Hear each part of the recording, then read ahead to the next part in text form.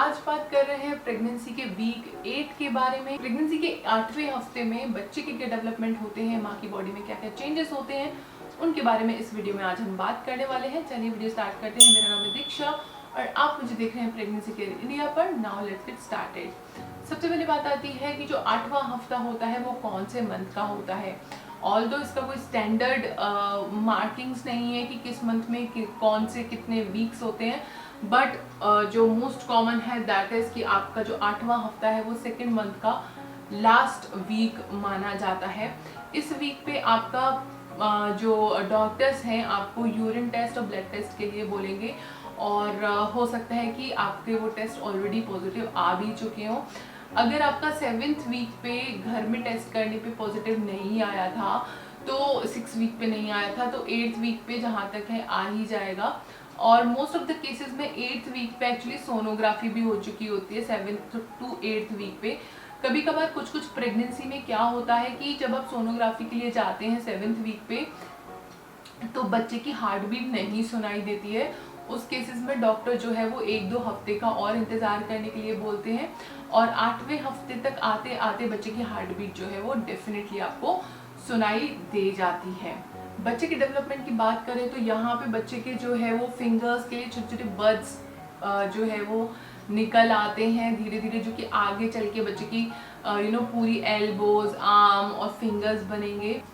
ऐसे ही पैरों में भी होता है और साथ ही साथ बच्चे के आई का जो पिगमेंटेशन है वो भी फॉर्मेशन उसका होना यहाँ पे स्टार्ट हो जाता है। बच्चे का जेंडर भी यहाँ पे बनना शुरू हो जाता है और इन सारी चीज़ों के अभी ना फॉर्मेशन स्टार्ट हो रहे हैं। लाइक बेसिक जो बेस होता है वो बनना स्टार्ट रहता है, फिर आगे आने वाले हफ्तों में प्रॉपर बॉडी पार्ट्स बनते हैं, बट अभी बॉडी पार्ट्स प्रॉपर नहीं बनते।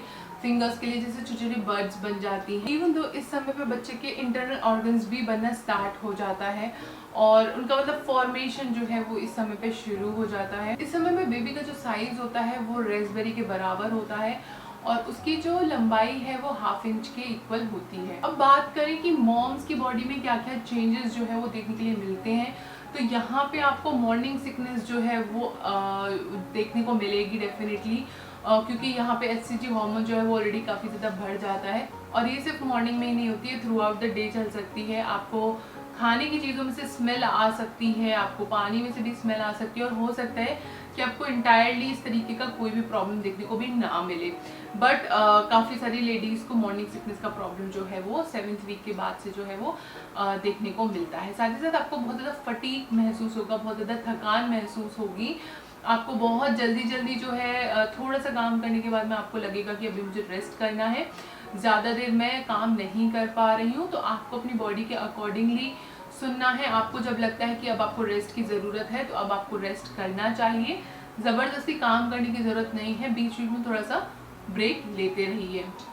इस समय पे आपको डायरिया जैसा भी महसूस हो सकता है। आपको अपने डॉक्टर से ज़रूर बात करनी है। अगर आपको ऐसा लग रहा है कि आपको डायरिया हो रहा है तो डॉक्टर उसी के अकॉर्डिंग जो है आपको मेडिकेशंस देंगे।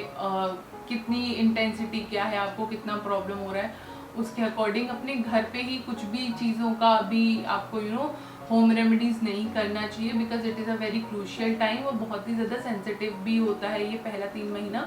तो डायरिया का प्रॉब्लम भी आपको देखने को मिल सकता है। साथ ही साथ आपको फ्रीक्वेंट यूरिनेशन का प्रॉब्लम भी हो सकता है।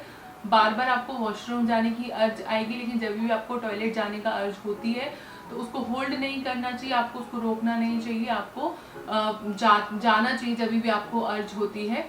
इसको कंट्रोल थोड़ा सा करने के लिए, मैनेजेबल करने के लिए आप जो है वो कीगल एक्सरसाइजेस वगैरह कर सकते हैं, सो दैट आपका पेल्विक फ्लोर जो है वो स्ट्रांग होगा और आपको ये प्रॉब्लम लाइक थोड़ी सी कंट्रोलेबल सिचुएशन में आ सकती है। दूसरा, जब भी आप पानी का जो है वो इनटेक कम नहीं करना है। बहुत सारी लेडीज़ ये मिस्टेक करती हैं, फ्रीक्वेंट यूरिनेशन से बचने के लिए वो पानी कम कर देती है। ऐसा नहीं करना है।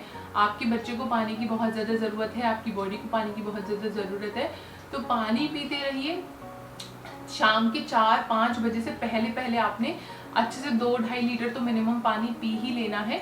उसके बाद में आप पानी थोड़ा कम करें, दैट इज़ फाइन। आपको जब प्यास लगती है तब आप पानी पी सकते हैं, सो दैट आपकी रात की नींद जो है वो अच्छे से लग पाए।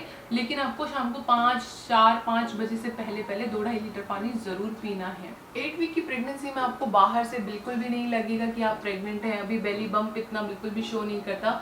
लेकिन कुछ कुछ केसेस में क्या होता है कि ब्लोटिंग इतनी ज़्यादा होती है जिसकी वजह से आप प्रेग्नेंट लगने लगते हैं। सो इट इज़ पॉसिबल, अगर आपकी सेकेंड प्रेगनेंसी स्पेशली, तो आपको ये ब्लोटिंग ज़्यादा महसूस हो सकती है और आप प्रेग्नेंट जल्दी दिखाई दे सकते हैं। बट बाहरी रूप से इतना कोई ज़्यादा परिवर्तन आता नहीं है, पर बॉडी के अंदर बहुत सारे बदलाव जो है वो चल रहे होते हैं। इस हफ्ते का जो इम्पॉर्टेंट टिप है वो ये है कि आपको स्टार्टिंग से ही ना हल्की फुल्की एक्सरसाइजेज, हल्की फुल्की योगा करते रहने चाहिए, सो दैट आगे आने वाली प्रेगनेंसी के वीक्स में आपको बहुत सारी परेशानियों से जो है वो छुटकारा भी मिल सकता है, साथ ही साथ उनको आप मैनेज कर सकते हैं।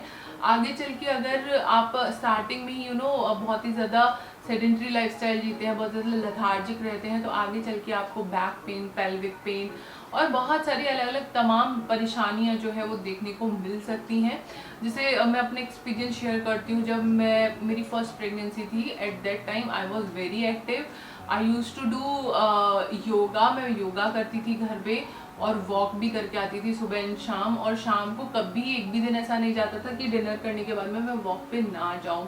तो उस टाइम पे मैं बहुत ज़्यादा एक्टिव रहती थी, तो मुझे किसी भी तरीके का एक्स एंड पेन्स नहीं हो। प्लस फर्स्ट प्रेगनेंसी में इतना ज़्यादा होता भी नहीं है।